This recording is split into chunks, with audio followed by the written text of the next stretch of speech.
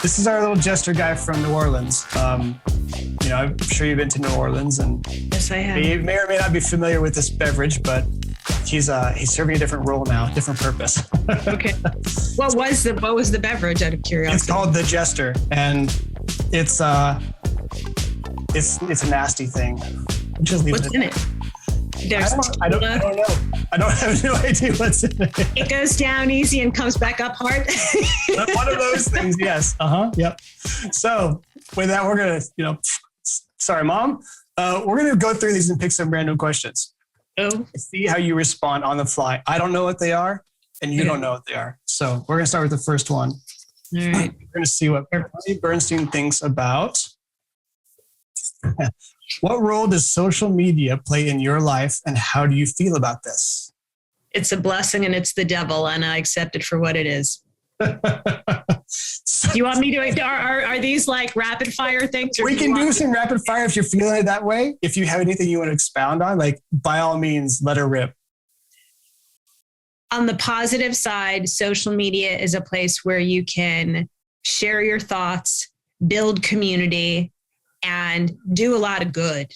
I mean, Adam Schefter, who's like the sports business guru in our industry, I think retweeted about somebody who was doing a crowdfunding campaign. A child had lost his father in Chicago, and simply by retweeting it, he was the catalyst for what was initially a $100,000 crowdfunding campaign becoming a $1 million crowdfunding campaign, and this child will be set for life. So social media is powerful. However, social media is also the place where unhappy people go to find unhealthy happiness. Yes. And when I first joined Twitter in 2009, I was shocked by the amount of vitriol that comes from fairly benign tweets. Like I have my moments when I can be opinionated, and then sometimes I'm really just sort of sharing with no intent, positive or negative. It is what it is. And it's easy for us to take that personally. But if we can come at social media from a mindset that the people who are truly negative have some tough things going on in their lives, and rather than taking that personally, whether we physically respond to them or not, if our reaction to that can be one of compassion and empathy and understanding that that's not personal. Them attacking you is not personal. That's their stuff that's being projected onto you, then social media can be a much happier place for you. Yeah. Were you, when you joined on, were you still, I would say, in the public eye, or had you? It was. So I went into Twitter kicking and screaming. At the time, I was hosting an NFL show on ESPN radio. And the programming director encouraged me to get on Twitter. And my stance against getting on social media is, quite frankly, my life's not that interesting. I'm private. B, life's not interesting. I can tell you about what I had for dinner. I don't know why you would care, unless it's a really good recipe, in which case I would write it all down, and Twitter's not a place for it and whatever. Yeah. But he said, it's not about you. It's about your brand.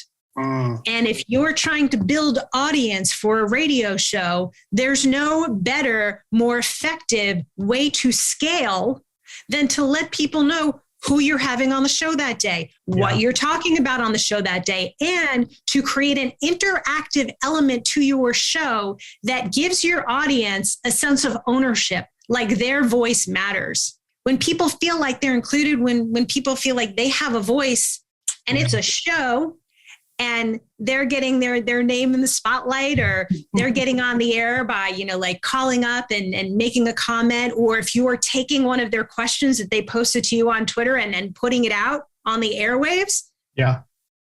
That's powerful. That helps build community. And so when my program director said, like, this is why I want you to get on, I'm like, okay, it's marketing. Right.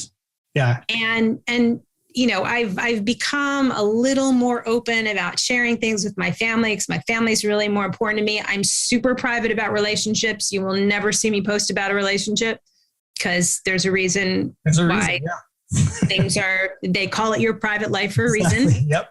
Again, not interesting, even if I did share. Yeah, like that's my mindset when it comes to social media. And quite frankly, I'm not as diligent and not as consistent as I should be from everything I've heard about what it takes to build audience. But I do understand the value.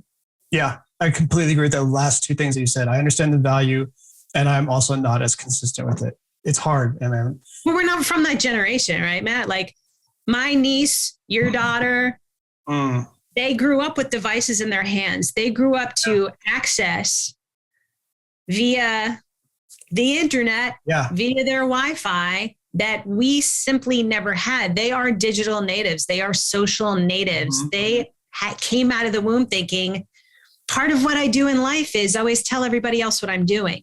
We're not from that generation. We, as people in this sort of industry, understand the value of it as part of the process to build the brand and to market what we're doing, because we want to be successful. And if we want to reach younger demographics, we have to go where they are, because they're not watching TV.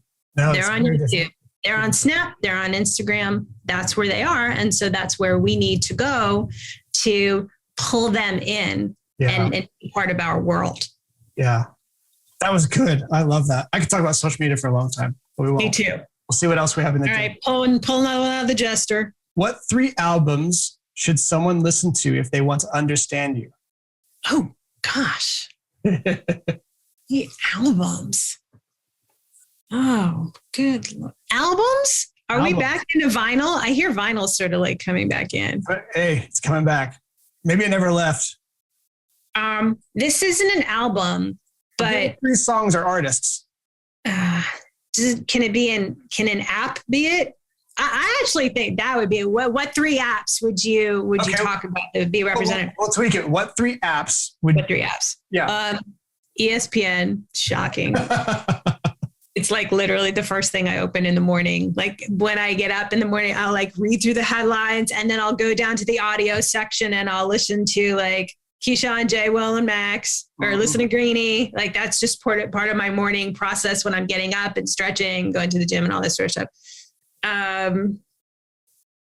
Instagram, because I use Instagram as a content creator to keep tabs on what everybody else is doing.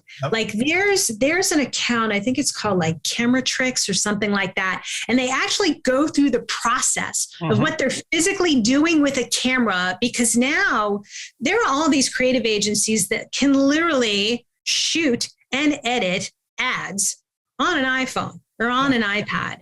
And so just from a technological standpoint, understanding what people are doing in the space. And I think part of the byproduct of COVID has been that production can be really expensive, but you can also do it well. Inexpensively. Cheaply, inexpensively. I don't want to say cheaply because I don't mean to diminish the quality of the product. But people are doing things really inexpensively. And if you learn how to use this device the right way and take advantage of all the bells and whistles, you can do some awesome work. So I would say Instagram, even though I'm on Twitter a lot. The third one is the Calm app. Personal growth has always been really important to me. I did gymnastics for 14 years. I was always an athlete. I started doing yoga several years ago, and the latest iteration of my self-care and personal growth routine has become meditation. And it took me a while to get into it, and I abandoned it a couple of times. But Calm, Jeff Warren, its creator, and there's another woman on there who's terrific, whose name is escaping me, who I listen to pretty religiously. Jeff's approach to meditation is everyman. It's very conversational. It's not too Buddhist. It speaks to people who don't feel comfortable with the notion of meditation. So I've made a commitment to that.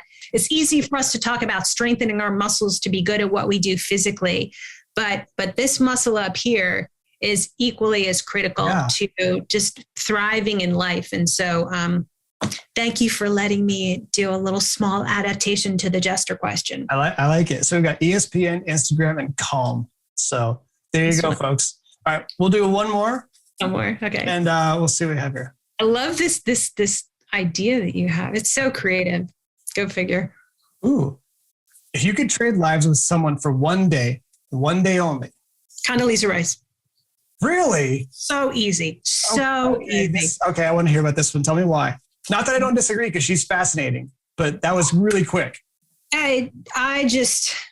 I'm not much for girl crushes or anything like that. She's just a phenomenal human, and not just the racial and gender barriers that she's broken down, from being the first female African-American national security advisor and secretary of state. That woman knows football like the back of her hand. She's the daughter of a coach or principal or athletics director. It's escaping me at the moment. She was an athlete growing up. She is a concert pianist or cellist. Pianist. She's an extraordinary musician. There's literally nothing this woman can't do, and she's so cool is a very simplistic word, but like, you talk to her and you never once. I mean, she is an academic, and so a lot of times, and we've always, all of us have been in the situation in college where you're sitting in this massive classroom and the person is super smart and really well published, and they're talking so far over your head, you can't help but fall asleep or completely zone out. Mm-hmm. And Connie's not like that. She's just so easy to have a conversation with. I've done several interviews with her before. I went to one of her book events, and she exudes everything that I hope to be, but on a much larger and more successful and pioneering scale. Well, that's a nice wrap up, because that was going to be my sort of question is, well, why? And I think that's, that's an interesting question that I've kind of found even for myself as I've read through these is, well, what does it say about myself or the other person? Or like, there's an obvious self-appreciation, like being comfortable in my own skin. But that doesn't mean that there aren't attributes that we find in other people that we're like, I wish I was more like that, or like, I wish I was a more easygoing, or I wish I was more of an alpha or less of an alpha. Like, there's some very interesting things that we find in other people that we've come across in life. You're like, that's a good one. I'm going to add that to my repertoire. I'm going to strive to work on that, even though it's not my natural inclination. Yeah. Well, just think about anybody who breaks barriers has to deal with adversity, has to deal with haters and naysayers and doubters, or however you would want to position that. Yeah. Then you take racial undertones into consideration. Then you take politics into consideration, and you take sports into consideration. I mean, for years, they wouldn't let a woman be a member at Augusta, and she was one of the first two women admitted as members. The level of intestinal fortitude you have to break barriers is extraordinary. The level of intestinal fortitude, confidence in self, and stick-to-itiveness you need to break the number of barriers Condoleezza Rice has in all of the different arenas she has is mind-blowing. Like, I can't even, it's hard to wrap my head around not just what she's achieved, but what she's endured to achieve that. Those things, yeah.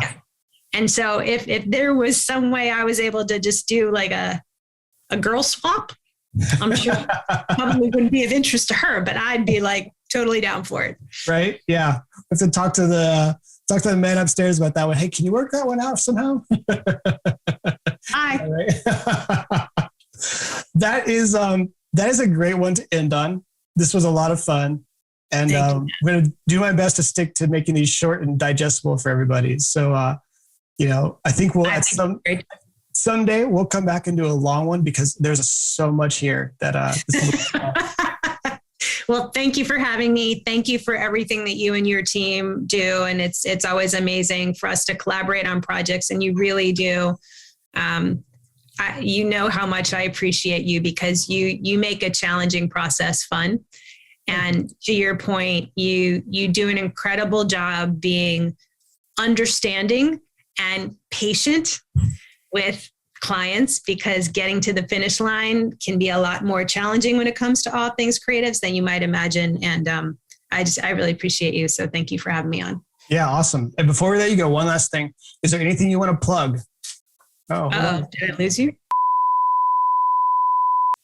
I've got a bunch of projects in the works that are in contract phase, so I'm not at liberty to speak about them at the moment. However, I'm really excited because one of the my philanthropic passion projects has turned into just a really fulfilling consulting gig. So I'm on the advisory board for an incredible organization called Every Kid Sports. And what we do is we provide grants for parents in underserved communities that cover youth league registration fees. Because one of the biggest barriers to entry for kids playing sports is the cost, not just the registration fees, but equipment, if you're, on travel. So I was on the advisory board for a couple of years and was able to turn it into a consulting gig where I'm working on strategic partnerships and fundraising opportunities and stuff like that. And so we just did a deal with a new professional team that's launching, which I can't be the one to break it, so I can't tell you about it here. But the point is, if you're dealing with tough financial circumstances and you want to be able to support your kids, it's $150 per season. Just go to everykidsports.org and you can fill out an application. It's a super easy process. And the amazing thing about it is that everybody who gets a grant gets an ATM card that looks like any other ATM card. Nobody knows that it's a grant or your That's ATM cool. card. So just in terms of, we understand how prideful parents are and they just want to be able to provide for their kids. So the way it's all structured, it's all super, super private. And we just want to empower you to empower your kids. So I love that. that's something I'm really excited That's awesome. Yes, sir. That one we will end on. Thank Thank you, Bonnie. So much fun. Good seeing you, Matt.